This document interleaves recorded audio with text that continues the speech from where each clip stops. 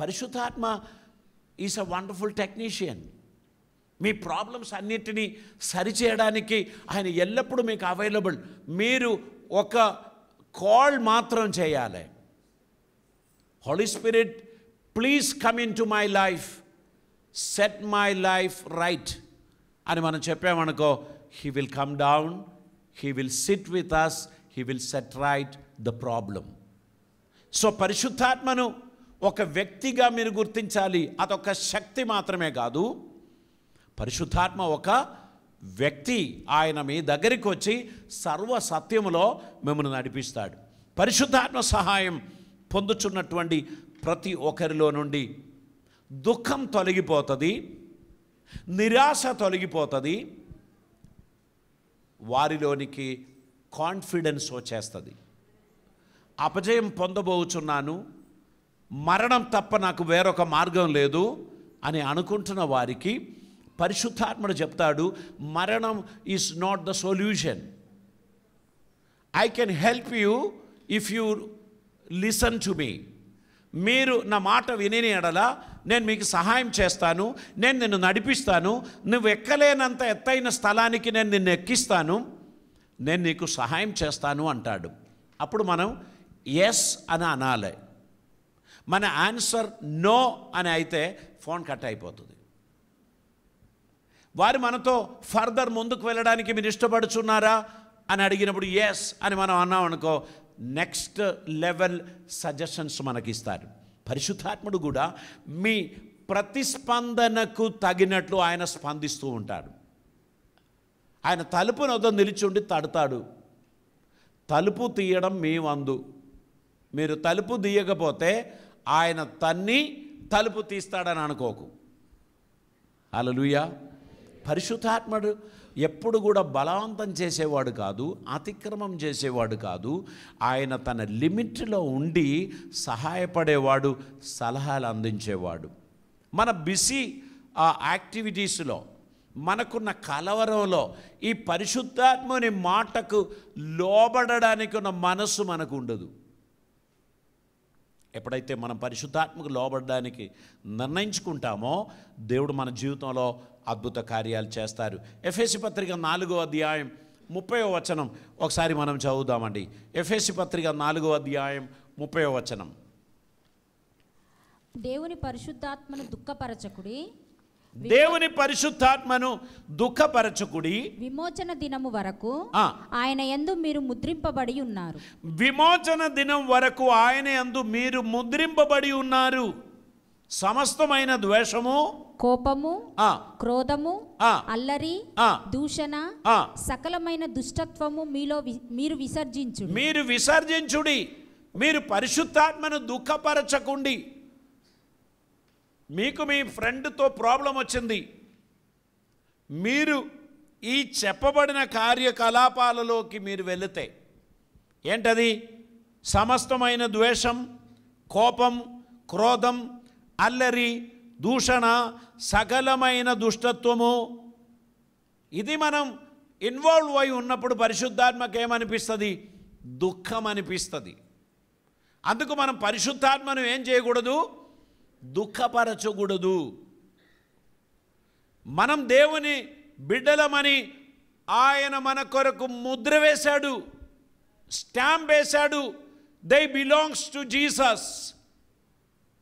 కానీ మనం పరిశుద్ధాత్మను దుఃఖపరిచే పనిలో మనం ఉండిపోతే, ఈ చెప్పబడిన లిస్టు మనం కొనసాగిస్తే పరిశుద్ధాత్ముడు మన ఎడల దుఃఖిస్తాడు అని చెప్తున్నాడు. We cannot grieve Holy Spirit. పరిశుద్ధాత్మను మనం ఏం చేయకూడదు? దుఃఖపరచకూడదు. దేవునికి స్తోత్రం. 4వ అధ్యాయం 25వ వచనం నుంచి ఒకసారి చదవండి. మనము ఒకరికొకరము అవయవములై ఉన్నాము కనుక, మనము ఒకరికొకరు అవయవములై ఉన్నాము గనక మీరు అబద్ధమాడుట మాని ప్రతివాడును తన పొరుగువానితో సత్యమే మాట్లాడవలెను. చూడండి, ప్రతివాడు తన పొరుగువానితో సత్యమే మాట్లాడవలను. కోపపడుడి గాని పాపం చేయకుడి. సూర్యుడు అస్తమించు వరకు మీ కోపము నిలిచి ఉండకూడదు. అపవాదికి చోటివ్వకూడదు. కోపం నిలుపకూడదు.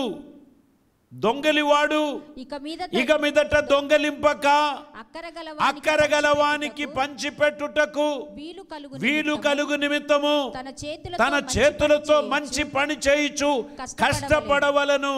వినువానికి మేలు కలుగునట్లు అవసరమును బట్టి క్షేమాభివృద్ధికరమైన అనుకూల వచనమే పలుకుడి గాని, మీరు వినువారికి మేలు కలిగినట్లు అవసరమును బట్టి క్షేమాభివృద్ధికరమైన అనుకూల వచనమే పలుకుడి గాని దుర్భాష ఏదైనను మీ నోట రానియకుడి. దేవుని పరిశుద్ధాత్మను దుఃఖపరచుకుడి. ఇప్పుడు మన నోటిలో దుర్భాషలు వచ్చింది, గొడవలు వచ్చింది, అప్పుడు సైలెంట్గా దుఃఖపడేది ఎవరు తెలుసా? పరిశుద్ధాత్మే. అయ్యో, ఈయన ఇలా కూడా మాట్లాడతాడా, నన్ను కలిగి ఉండి కూడా ఈ విధంగా ప్రవర్తిస్తాడా? పరిశుద్ధాత్మ ఏం చేస్తున్నాడు? దుఃఖిస్తున్నాడు. కనుక మనం పరిశుద్ధాత్మను దుఃఖపరచకూడదు. సమాజంలో దేవుని ప్రతినిధులుగా మనమున్నాం. అందరూ చేసే గొడవలు మనం చేయకూడదు. అందరూ పలికే మాటలు మనం పలకకూడదు. అందరిలాగా మనం ప్రవర్తించకూడదు. మనం దేవుని పరిశుద్ధాత్మకు ఆలయమై ఉన్నాము అని గ్రహించిన కొలది మనం పరిశుద్ధాత్మకు విధేయులై ఉండడానికి మన జీవితాన్ని మనం సమర్పించాల్సినటువంటి అవసరత ఉంది. దేవునికి స్తోత్రం. మన జీవితంలో ఎల్లప్పుడూ 2 రకాలైన క్యారెక్టర్ ఉంటాయి. ఒకటి మృదువైన, స్వస్థ బుద్ధి గల, పవిత్రమైన ఒక క్యారెక్టర్ మనకుంది. మరొకటి కోపం కలిగి, ద్వేషం కలిగి, అసూయ కలిగి, ద్వంద్వపక్షం కలిగి, విభేదము కలిగి ఉన్నటువంటి ఒక ఆత్మ కూడా మనకు ఉంటుంది. మనము పోలీస్ స్టేషన్కి వెళ్తే మనం అందరం చాలా మంచి వాళ్ళం. అక్కడ వెళ్ళి నెమ్మదిగా మనం మాట్లాడడం మనకు తెలుసు. అక్కడ వాళ్ళ మీద మనం ఏం షౌట్ చేయం. షౌట్ చేస్తే వాళ్ళు లోపల పడేస్తారు. కాబట్టి ఏం చేస్తే అక్కడ వెళ్ళి మనం చాలా నెమ్మదిగా మన సమస్యలు చెప్పి మన పరిష్కారం సంపాదించడానికి ప్రయత్నం చేస్తాం. కానీ మన ఇంటిలో మన అరుపులు, కేకలు పక్కింటి వాళ్ళు వినబడితే వాళ్ళు కూడా అక్కడి నుంచి కూడా పారిపోతారు కదా. ఎందుకంటే ఇక్కడ మనం ఎవరిని భయపడాలి? మనకు ఎవరి భయం లేదు. ఇక్కడ ఉన్నది మమ్మీ లేక సిస్టర్స్ లేక బ్రదర్స్, ఇక్కడ మనకు ఉన్నది భార్య లేక భర్త, పిల్లలు. ఇక్కడ మనం ఎవరికి భయపడాల్సిన అవసరం లేదని మన స్వరమెత్తి మాట్లాడుతూ మన సత్తా చూపించడానికి మనం ప్రయత్నం చేస్తాం. అటువంటిది కాలేజెస్లో, ఆఫీసులలో, బిజినెస్ రంగంలో మనం చూపించడానికి ప్రయత్నం చేస్తాం. అప్పుడల్లా మనలో నివసించుచున్న పరిశుద్ధాత్మ ముళ్ళుతో గుచ్చుకున్నట్లు దుఃఖిస్తూ ఉంటాడు. మనం చేయుచున్న పనులలో పరిశుద్ధాత్మ ఆ సింహాసనం మీద కూర్చోలేక బయటికి వెళ్తాడు. ఎందుకంటే మన లోపల అంతా కూడా కుళ్ళు కుయుక్తులు నిండిపోయింది. మద్యపాన ఆసక్తి, లౌకికమైన ఆలోచనలు, విమతమైన మనస్సు, ఇవన్నీ కలిగి మనం ఉండడం బట్టి పరిశుద్ధాత్ముడు మన యందు సంతోషించలేడు. మనం always we are walking with the holy spirit. So పరిశుద్ధాత్మకు మనం చెప్పవలసింది, నేను అక్కడ ఏమీ ఓవర్ యాక్షన్ చేయకుండా నాకు కృప ఇవ్వండి. అక్కడ ఒక సిచ్యువేషన్లోకి నేను వెళ్తున్నా, అక్కడ ఒక పంచాయతీ చేయబోతున్నా. ఆ పంచాయతీలో మనుషులు ఏ విధంగా మాట్లాడుతారో నాకు తెలియదు. నేను నీ సహాయం వలన జ్ఞానమైన మాటలు పలకడానికి, ఆ ప్రాబ్లం సాల్వ్ చేయడానికి తగిన శక్తి సామర్థ్యం నాకు ఇవ్వండి. నేను ఒక 2 లీటర్ పెట్రోల్తోనే పోతున్నా. అక్కడ ఎవడైనా అగ్గిపట్టి చూపిస్తే వెంటనే నేను నా దగ్గర ఉన్న పెట్రోల్ పోసి తగలబెట్టడానికి నిలబడితే అక్కడ సమాధానం అసలే ఉండదు. నేను ఆ ప్రాబ్లం సాల్వ్ చేయడానికి పోతున్నాను అనే ఉద్దేశంతో నేను పోవాలి. అక్కడున్న వ్యక్తులను రెచ్చగొట్టడానికి నేను పోవడం లేదు, కానీ వారితో సమాధానం స్థాపించడానికి నేను పోతున్నాను. Hallelujah. So you are a blessing. మీరు సమాజమునకు ఒక బ్లెస్సింగ్గా ఉన్నారు. మీరు మీ ఫ్యామిలీకి ఒక blessing. You are a blessing in your community. మీరు అక్కడికి వెళ్ళేది వాళ్ళను తగలబెట్టడానికి కాదు, వాళ్ళ ప్రాబ్లమ్స్ పరిహరించడానికి. మీ మాటలు వారికి అది ఇంపైన మాటగా దేవుడు మలుచుకుంటారు. మీరు పెద్ద స్కాలర్ ఏం కాదు కానీ, పెద్ద పండితుడేం కాదు కానీ, పరిశుద్ధాత్మ సహాయంతో మీరు అక్కడికి వెళ్ళారు కనుక మీరు చెప్పిన ఆ చిన్న సలహా కూడా అక్కడ కూర్చున్న పెద్దలకు అది మేలుగా మంచిదిగా అనిపిస్తుంది. కనుక always ask Holy Spirit's help. He is a helper. ఆయన మనకు సహాయం చేస్తాడు. మనం ఇంకా ఏం చేయకూడదు? మొదటి తెస్సలోనికే పత్రిక 5వ అధ్యాయం 19వ వచనం మనం చదువుతున్నాం. ఆత్మను ఆర్పకుడి. అగ్నిని ఆర్పొచ్చు కదా, నీళ్ళు పోస్తే అగ్ని ఆరుతుంది. ఇక్కడ ఈ వాక్యంలో ఏమంటున్నారు? ఆత్మను ఆర్పకుడి. ఆత్మ తన కార్యం జరుగుతున్నప్పుడు మీరు అక్కడ నీళ్ళు పోయొద్దు. పరిశుద్ధాత్మ కార్యం జరగనివ్వండి. Yes, this is the time, this is the seasons of the holy spirit. పరిశుద్ధాత్ముడు తన కార్యం జరిగించును గాక. అది మన కుటుంబంలో, మన సంఘములో, మన సమాజంలో పరిశుద్ధాత్ముడు తన కార్యములు జరిగించును గాక. ఈ విధేయత మనకు అందరికీ ఉందనుకోండి, మన ప్రశంస అక్కడ ఉన్నటువంటి మనుషులకు ఆనందకరమైనదిగా మారుతుంది. హల్లెలూయా. మీరు ఎల్లప్పుడూ దేవుని అడగాల్సినటువంటిది, దేవా నీ సహాయం నాకు దయచేయండి.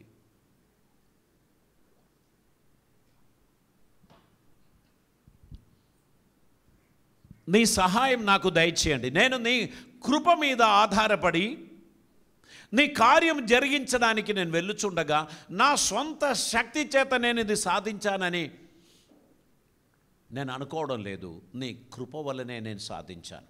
కొంతమంది మనల్ని చెప్తారు, ఓ మీరు అద్భుతంగా మాట్లాడారండి. అప్పుడే వెంటనే మనం కోళరు కొంచెం పైకేసి అవును థ్యాంక్స్ అని మనం చెప్తూ ఉంటాం. నో, పరిశుద్ధాత్ముడు మాట్లాడించాడు. దేవునికి స్తోత్రం. హల్లెలూయా. పరిశుద్ధాత్ముడు మాట్లాడిస్తే అందరి హృదయములో అది పనిచేస్తుంది. ఈరోజు దేవుడు నాతోనే మాట్లాడుచున్నాడు. ఎందుకంటే ఈ సండేకి వెనక లాస్ట్ మండే నుండి సాటర్డే వరకు ఏం జరిగిందో పాస్టర్ గారికి తెలియదు కదా. తెలుసా? తెలియదు. పాస్టర్ గారు ఈ విధంగా నాతో మాట్లాడారు అంటే నన్ను చూచిన పరిశుద్ధాత్ముడు ఆయన ద్వారా నాతో మాట్లాడించాడు. Hallelujah. That is positive energy. మనం దేవుని వాక్యం వినుచున్నప్పుడు, Lord you know better, you spoke to me very specifically, so I want to surrender my life. నేను నీ కొరకు నా జీవితాన్ని నేను అంకితం చేస్తున్నాను. నీ అడుగుజాడలో నడవడానికి నేను ఇష్టపడుచున్నాను. నీ కార్యములు నా జీవితం ద్వారా నెరవేరునుగాక. బహుశా కొంతమందికి ఇదొక వార్నింగ్ సిగ్నల్ కూడా కావచ్చు.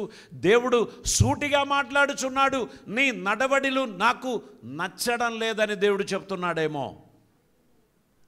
మన జీవితాన్ని ప్రభుకి ఇష్టమైనటువంటిదిగా సమర్పించాల్సినటువంటి అవసరం ఉంది సుమి. ఇది దేవుని కార్యం కదా. దేవుడు మనల్ని ప్రేమించినట్లు ఎవరు ప్రేమిస్తారు? తండ్రి ప్రేమించుచున్న తన కుమారుని శిక్షించును కదా. తండ్రి ఏ కుమారుని ప్రేమిస్తున్నాడో ఆ కుమారుని తండ్రి శిక్షిస్తాడు. ఎందుకని? లోకం నిన్ను శిక్షించకూడదు, ఊరోళ్ళు నిన్ను శిక్షించకూడదు. So I want to do it. దేవుడు మనలని హెచ్చరికలిచ్చి మనలని కరెక్షన్ ఇచ్చి మనల్ని నడిపిస్తున్నప్పుడు దాని అర్థం ఏంటంటే దేవుడు మనల్ని ప్రేమిస్తున్నాడు. దేవుడు తన చిత్తం మన జీవితంలో నెరవేరుస్తున్నాడు. మనం ఆయనకి ఇష్టలుగా ఉండాలని దేవుడు మన గురించి ఆశించుచున్నాడు. మనం దేవునికి ఇష్టం లేని కార్యకలాపాలలో ఇన్వాల్వ్ అవ్వడం ఆయనకి ఇష్టం లేదు అనేది మనకు స్పష్టంగా తెలియపరుస్తున్నటువంటి సందర్భమే ఇది. మన జీవితం ఆయనకు అంకితం చేయాలి, ఆయనకి ఇష్టలుగా మనం నడవాలి, ఆయన చిత్తం మన జీవితంలో నెరవేర్చడానికి మనల్ని మనం సమర్పించాలి. బహుశా ఇది నీ కొరకు దేవుడు సూటిగా మాట్లాడుచున్నటువంటి ఒక మాట కావచ్చు. ప్రియులారా, let us examine ourselves. Let us take a right decision whether I am right or not. నేను సరిగా నడుస్తున్నానా లేదా? నేను చేయవలసిన కార్యాలు సరిగా చేస్తున్నానా లేదా? నేను దేవునికి ప్రీతికరంగా నేను ఉంటున్నానా లేదా, దేవుని కార్యములు నా జీవితంలో జరగడానికి నేను నన్ను సమర్పించానా లేదా. హెబ్రీయులకు రాసిన పత్రిక 10వ అధ్యాయం 29వ వచనం ఒకసారి మనం చదువుదామండి. హెబ్రీయులకు రాసిన పత్రిక 10వ అధ్యాయం 29వ వచనం. ఇట్లుండగా దేవుని కుమారుని పాదములతో త్రొక్కి తాను పరిశుద్ధపరచబడుటకు సాధనమైన నిబంధన రక్తమును అపవిత్రమైనదిగా ఎంచి కృపకు మూలమగు ఆత్మను తిరస్కరించిన వాడు ఎంత ఎక్కువైన దండనకు పాత్రుడుగా ఎంచబడునని చూడండి. దేవుని కృపకు పాత్రులుగా దేవుడు ఏర్పరచుకున్న వారు ఏం చేస్తున్నారు?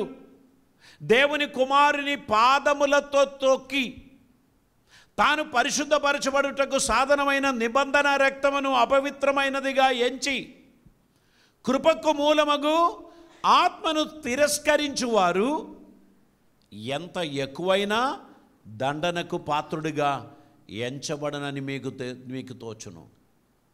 కనుక మనం ఎవ్వరం కూడా దేవుని కృపను నిరర్ధకం చేయకూడదు. దేవుని రక్షణను మనం నిర్లక్ష్యం చేయకూడదు. మనకిచ్చిన నిబంధన రక్తమును మనం అపవిత్రపరచుకోకూడదు. దైవ చిత్తానుసారంగా నడవడానికి మన జీవితాన్ని మనం సమర్పించాల్సినటువంటి అవసరత ఉంది. 10వ అధ్యాయం 25వ వచనం ఒకసారి చదవమ్మా. హెబ్రీయులకు రాసిన పత్రిక.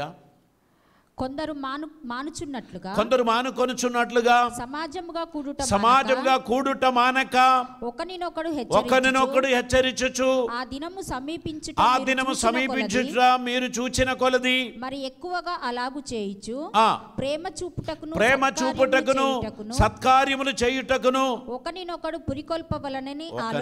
పురికొల్పవలనని ఆలోచింతము. దేవునికి స్తోత్రం. కొందరు మానుకొనినట్లు మీరేం చేయకూడదు? సమాజముగా కూడుకొనట మానొద్దు. కొందరికి మనం నచ్చలేదు, లేదా వాళ్ళకి ఇంకేదో నచ్చలేదు, వాళ్ళు మానుకున్నారు. మీరు కూడా వారి మాట విని ఆరాధనను నిర్లక్ష్యం చేయడం జరిగిందనుకోండి, మండుచున్న పొయ్యి నుండి ఒక కట్టను తీసి పక్కకు పెట్టినట్టు అవుతుంది. అది కొంతసేపటికి అది ఆరిపోతుంది. ఈ అన్ని కట్టలు కలిసి మండుచున్న పొయ్యిలో ఒక పచ్చి కట్ట పెట్టిన కాసేపు పొగ వస్తుంది, తర్వాత అది కూడా మండడం ప్రారంభమవుతుంది. సో మనం ఎప్పుడు కూడా సమాజముగా కూడుట మానొద్దు. దైవ చిత్తం నెరవేర్చుట నిర్లక్ష్యం చేయొద్దు. దేవుని కార్యం మన జీవితంలో నెరవేరడానికి తగినట్లు మనల్ని మనం సమర్పించుకోవాల్సినటువంటి అవసరత ఉంది. దేవునికి స్తోత్రం. ఎందుకంటే విరోధి అయిన సాతాను వాడు ఎవరిని మృంగవలనని భూలోకం అంతటిలో ఆయన తిరుగులాడుచున్నాడు. ఆయన ఎన్నిక చేయబడిన భక్తులను కూడా పడగొట్టడానికి ప్రయత్నం చేస్తున్నాడు. I'm strong, I don't have any problem అని అనుకుంటున్న వ్యక్తికి ఆయనకు తగినటువంటి ఒక శోధన తీసుకొస్తాడు. ప్రత్యేకమైన శోధనలు వ్యక్తులకు వ్యత్యాసంగా ఉంది. కొందరికి తిండే శోధన అయితే కొందరికి ఇంకేదో శోధన ఉంటుంది. సో మనకు తెలియదు సాతానుగాడు మనల్ని శోధించడానికి తీసుకొచ్చేటువంటిది ఏంటనేది. మనం ప్రతిదినం కట్టబడి కడగబడి శుద్ధి చేయబడి దేవునికి ప్రయోజనకరమైన బిడ్డలుగా నడవడానికి పరిశుద్ధాత్మని సహాయం మనకు ఖచ్చితంగా అవసరం అనేటువంటి విషయాన్ని మీరు జ్ఞాపకం చేసుకోండి. 12వ అధ్యాయం హెబ్రీయులకు రాసిన పత్రిక 5వ వచనం నుంచి చదువుదామండి. నా కుమారుడా ప్రభు చేయు శిక్షను తృణీకరించకుము. నా కుమారుడా ప్రభు చేయు శిక్షను తృణీకరించకుము. ఆయన నిన్ను గద్దించినప్పుడు విసుకకుము. ప్రభువు తాను ప్రేమించుచున్న వారిని శిక్షించి తాను స్వీకరించు ప్రతి కుమారుని దండించును అని కుమారులతో సంభాషించినట్లు మీతో సంభాషించుచు ఆయన హెచ్చరికను మరచితిరి. దేవునికి స్తోత్రం. ప్రియులారా, దేవుని మాటలను మరవద్దు, హెచ్చరికలను తృణీకరించవద్దు. జీవితమును సరిచేసుకుందాం. ఈరోజు బహుశా ఈ మాట కోసమే దేవుడు మనల్ని తీసుకొచ్చాడేమో. ఇది మనం పూర్తిగా గ్రహించిన వారిగా, lord I don't want to leave you, నేను నిన్ను విడిచిపెట్టి ఎక్కడికి వెళ్ళలేను, నేను నీ అడుగుజాడలో నడవడానికి నన్ను నేను సమర్పిస్తున్నాను అనేటువంటి ఒక నిర్ణయం ప్రభు దగ్గర మనం తీర్చుకోవాలి. మనం చదివిన మూల వాక్యంలో నేడు మీరు ఆయన స్వరము వినిన ఎడల, today if you listen to him, మీరు ఆయన మాటలను వినిన ఎడల, ఈరోజు మీరు ఆయనకు సమర్పించిన ఎడల, you will become a fresh personality. మీ జీవితం మార్పు చెందుతున్నది. ఇప్పుడు వరకు ఉన్నటువంటి జీవితానికి ఒక ఫుల్ స్టాప్. దేవునితో కూడా నడుస్తున్న ఒక అద్భుతమైన జీవితం కొరకు దేవుడు నిన్ను ఏర్పరచుకున్నాడు. ఈరోజు ఒక ఉత్తమమైన డిసిషన్ తీసుకో. నీకు తెలుసు, నువ్వు మంచి నిర్ణయాలు తీసుకున్నప్పుడల్లా దేవుడు నిన్ను ఆశీర్వదించాడు అని నువ్వు చెప్తావే. This is the day that the Lord has done. దేవుడు చేసిన దినం ఇది. ఈ దినమందు ఈ ఉత్తమమైన నిర్ణయం మీరు తీసుకొని ప్రభువును గణపరచాలని దేవుడు మిమ్మల్ని గూర్చి కోరుచున్నారు. If you hear the voice of the Lord, మీరు దేవుని వాక్యము మీరు వినుచున్నట్లయితే, దేవుని మాటలు మీరు వినుచున్నట్లయితే, మీరు ఆయన మాటలకు లోబడతారు. ఆయన మాటలకు చెవియొగ్గి మిమ్మల్ని మీరు సమర్పిస్తారు. You will never refuse the instruction of the Lord. దేవుని ఉపదేశములను మీరు ఏనాడు తృణీకరించరు. ఈరోజు మీరు దేవుని వాక్యం వినుచున్నారు. You are specifically brought down to hear this word. దేవుడు ఈ వాక్యం వినిపించడానికే నిన్ను తీసుకొచ్చాడు గనక, Lord I surrender my life అనేటువంటి ఒక డిసిషన్ ఈరోజు మీరు తీసుకున్నట్లయితే మీ జీవితం అద్భుతమైనటువంటిదిగా మార్పు చెందును. పరిశుద్ధుడైన తండ్రి, కృపామయుడైన దేవా, నీకు వందనాలు. ఈ రాత్రి ఈ పగలు సమయం నీ సన్నిధి మాకు దయచేసినందుకు స్తోత్రం. మాతో మాట్లాడుచున్నందుకు వందనాలు. ఈరోజు కూడా మాతో మీరు మాట్లాడినందుకు స్తోత్రం. ఆత్మస్వరూపి, మీ ఆలోచనకు లోబడిన బిడ్డలుగా, విధేయత కలిగిన వారిగా మేము నడవడానికి సహాయం చేయమని ప్రార్థిస్తున్నాం. కూడి వచ్చిన ప్రతి ఒక్కరిని ఆశీర్వదించండి. ప్రతి కుటుంబాన్ని దీవించండి. నీ బిడ్డల ప్రయాసాలు, వారి ప్రయత్నములు అది విఫలం కాకుండా సఫలపరచమని ప్రార్థిస్తున్నాం. ఈ దినం మేమందరం నీ సన్నిధిలో నమ్మకమైన బిడ్డలుగా నిన్ను సేవించుటకు తగిన కృప మాకు దయచేయమని, ఆదరణ, ఆశీర్వాదం, దీవెన మాకు అనుగ్రహించి మమ్మల్ని నడిపించి నువ్వు మహిమ పొందమని, కృపలతో నింపమని, అద్భుతములు జరిగించమని ఈ దినమందు తండ్రి మేము చేయు ప్రార్థన నీకు ప్రీతికరంగా ఉండినట్లు కృప చూపమని, నీ బిడ్డలందరినీ ఆశీర్వదించి అద్భుతమైన కార్యములు వారి జీవితంలో జరిగించి నువ్వు మహిమ పొందమని, సమాధానంతో మమ్మల్ని నింపమని యేసయ్య పవిత్ర నామమున అడిగి ప్రార్థిస్తూ ఉంటున్నాం పరమ తండ్రి. ఆమేన్.